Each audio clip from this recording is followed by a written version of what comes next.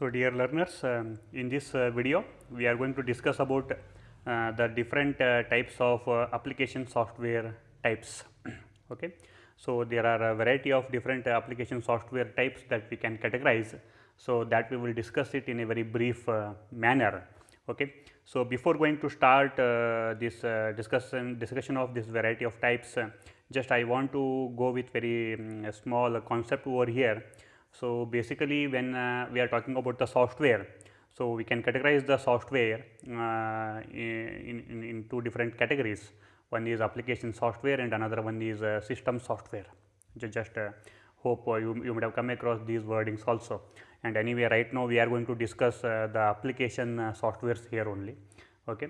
So, the software can be categorized into two different ways, application software or system software. Okay. And in your day to day life you are already using many softwares. The only thing is you might have not thought of whether it's the type of system software or application software. Just have a try to understand with very few differences over here. See, normally system software means these are the softwares which are used to develop the software in turn once again. So, the examples are like our operating system. Operating system is basically a system software. Actually, operating system is a very big software. Once again, by using an operating system, once again where we can install the software with which we can develop the other softwares. Okay. So, that is why operating system comes under what, especially for development of the other softwares that we can use it as a system software. Like the other examples are your assemblers and compiler. Basically, compiler means is the translator which converts an high level language into machine level language. Okay. So, where once again this compiler is also what, a system software, like assembler, editors, loaders. These are all there are many things which are used for the development of systems itself. Okay. So, those things are called as system software, whereas application software, the name itself indicates these softwares are specifically developed for a particular application. Okay. And those applications will be purely used, it is intended for some set of customers, it is for end users. Is it clear? Such softwares are called as what, application software. Okay. So, they are dedicatedly developed only for the end users. So, and by using these application softwares, once again we cannot develop any software. These are the end products. These are all always known as what, the end products. That say for example, say I might be using billing software. Okay. So, using billing software I cannot develop any other software. Okay. But billing software, it is for what application? It is for billing. Okay. Payroll software, it is to generate the salary. Is it clear? These are all the specific applications for which the softwares have been what, developed. Okay. So, such softwares are called as what, application softwares. Okay. So, that's the difference between system software and application software. And in turn, in that the application softwares are concerned, we will be discussing the different types here. Just we will go one by one here. Okay. So, as per our syllabus is concerned, there are totally just have a look over 8 different types that we have listed here regarding with the application software types. Just we will discuss one by one in a very brief manner. The very first one is standalone applications. The name itself indicates these are the systems that run on what, the local computer and need not be connected to what, any network.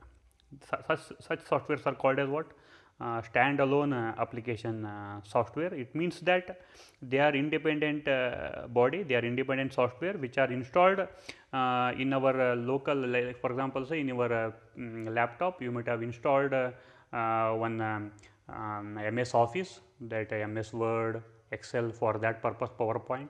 That you can call it as what, a standalone application. Okay. So, you might have installed. So, like that, if you look into that in your laptop, you might have installed so many different softwares.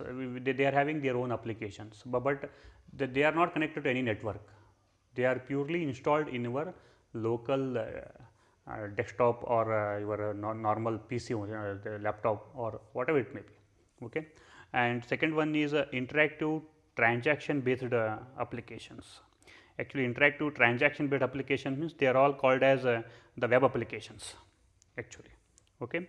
So, through this web applications we are going to perform a variety of transactions, okay, with an interaction with specific applications are concerned, and normally this kind of systems are going to provide which will help us to execute on a remote computer and are accessed by users from their own PC or what terminals. So, it means that normally you might have come across using the web in the internet also. So, for example, say when I am using Google search engine, it is not mandatory that Google should be installed on my PC. Okay, I might be running that software, but it might be running somewhere in a remote location. Is it clear? So, I might be using banking software, okay, to perform my money transaction, but it does not mean that the banking software should be installed on my PC. Okay. So, through web application means web based application or like even you might have come across your shopping e-commerce applications, okay, Flipkart, Amazon, so many things that you might be using through the internet as a web applications. Okay. They are all running on some remote PCs, but you will be getting the services and functionalities of those softwares. They comes under what interactive transaction based applications. Okay. And the third one is embedded control system, that is embedded normally very popular, they are known as embedded systems. Today every electronic device that you can call it as what embedded system, and those electronic devices are not simply a hardware device. Embedded system means it's just do remember it's the combination of both hardware and software. Then what is embedded system? Embedded system is nothing but an hardware device which is controlled by the software always. A software will be embedded within that hardware, okay, and the running of that particular hardware is always controlled by the software. It is a combination of both software and hardware. Such systems are called as what embedded control systems. Okay. And today you might have come across smart TV, smart watch, okay, washing machine, okay, or even our mobile, they are all what embedded systems. Okay.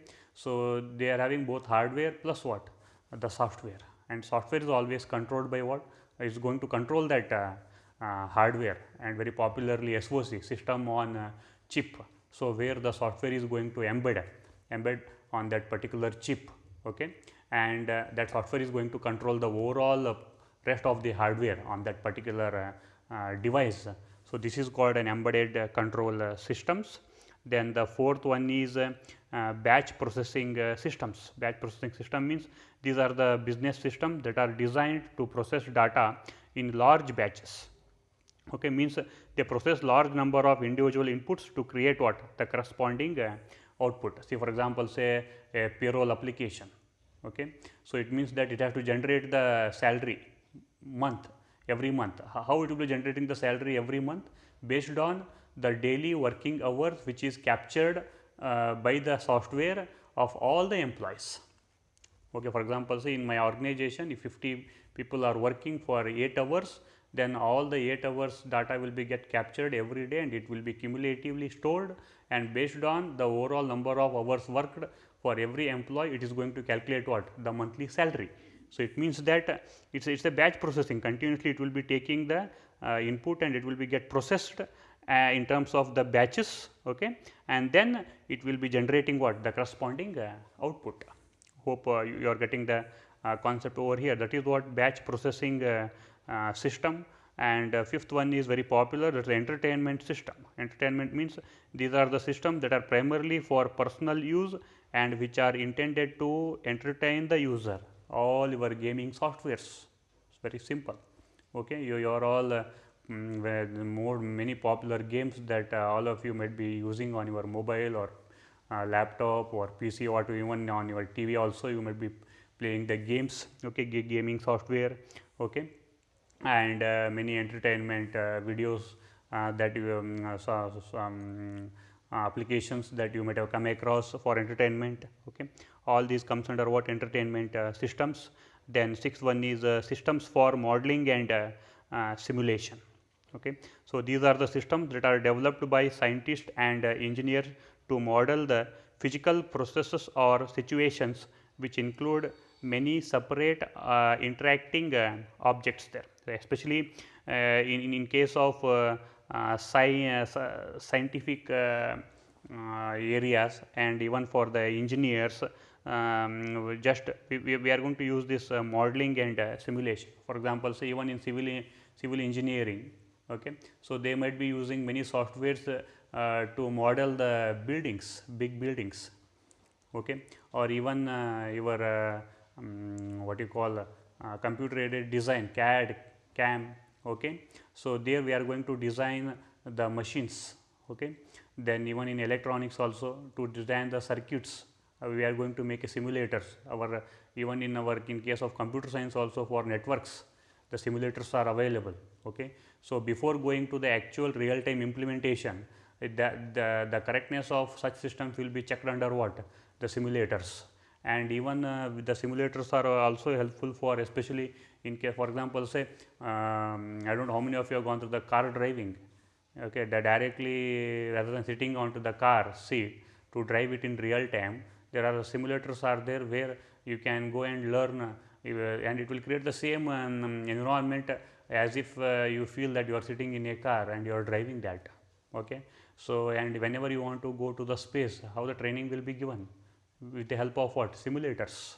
So, like that today there are so many application systems, softwares are available for, especially for modeling and simulation. Even in our software engineering also, to develop the software, we need to design different types of system models, okay. How my software should be get designed and developed.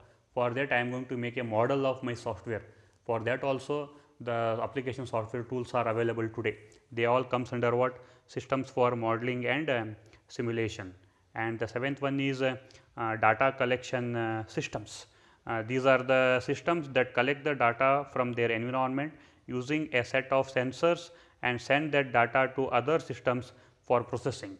So, it means that, see, very simple example, as he has told that this, you might have observed, there might be a sensors which have been installed, and those sensors are continuously collecting the data, and that will be sent to some data centers, and the data will be get processed, and an appropriate output will be get generated, okay. Or similarly, especially for example, say your weather forecasting system, how it is possible to generate the weather, how we will predict that what will be the weather for next 7 days, how it is possible?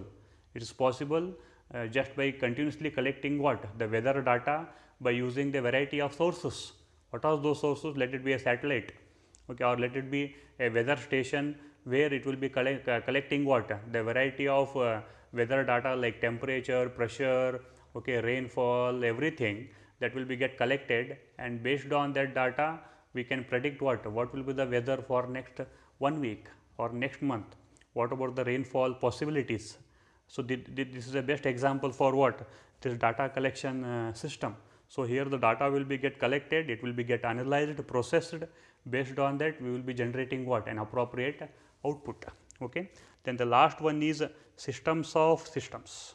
They are nothing but these are systems that are composed of a number of other software systems.